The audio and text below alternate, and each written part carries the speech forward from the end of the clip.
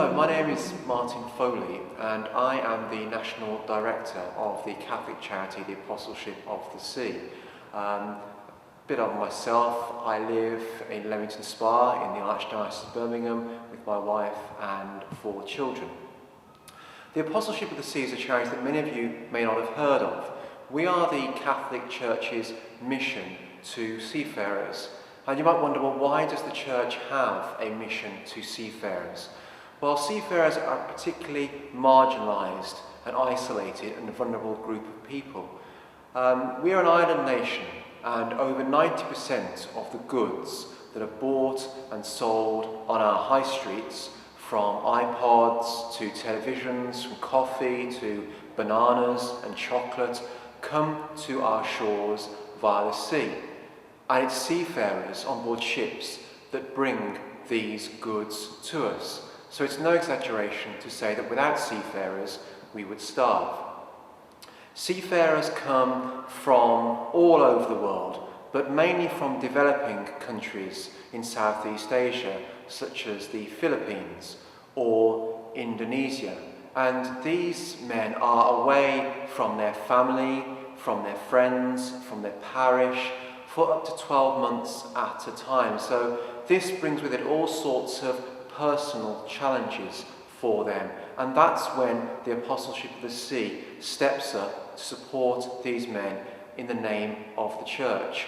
Here in Great Britain, we have a team of 14 port chaplains and over 100 volunteer ship visitors who support seafarers in a whole variety of ways. We support them in the practice of their faith. We help celebrate Mass on board ships. We take them to church, we enable them to access the sacraments of the Church, or indeed we just pray with seafarers and be alongside and support and counsel them, because being away from your family for up to 12 months at a time can be very difficult and very challenging. But it's important to point out that we're not just there for Catholic or indeed Christian seafarers, we're there for all seafarers. So in addition to supporting seafarers in the practice of their faith, we also support them practically, for example, through the provision of transport, because ports are by their nature very isolated environments, so seafarers often need help in getting from A to B, getting to a local town, just to be part of civilization for a while, or travelling to local places of interest or a church. A critical aspect of our support for seafarers is around communication, enabling seafarers when they're in port to contact family, friends, loved ones via the internet or via mobile phone. So we provide Wi-Fi, free Wi-Fi, mobile phones to seafarers to enable them to contact their families whilst they're in port. And that's critical because enabling seafarers to contact their children or their wives can keep relationships alive and can help address the isolation and the loneliness that many seafarers experience. Now, on the 14th of July this year, the Church throughout the world, and particularly here in Great Britain, marks Sea Sunday.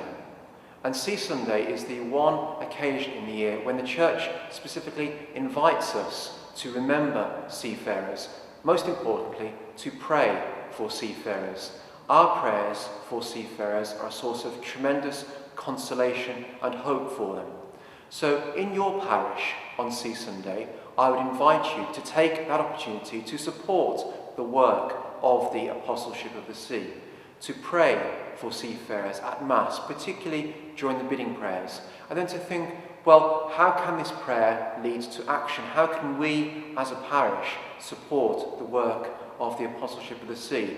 You don't need to be a parish next to the sea to support our work. If you're in Birmingham, just bear in mind that it's the goods that you buy and sell on your high street get to you via the sea. They come to a port and then are transported to Birmingham or wherever it may be in the country. So the work of the Apostleship of the Sea is as relevant to a parish in Birmingham as it might be to a parish in Portsmouth.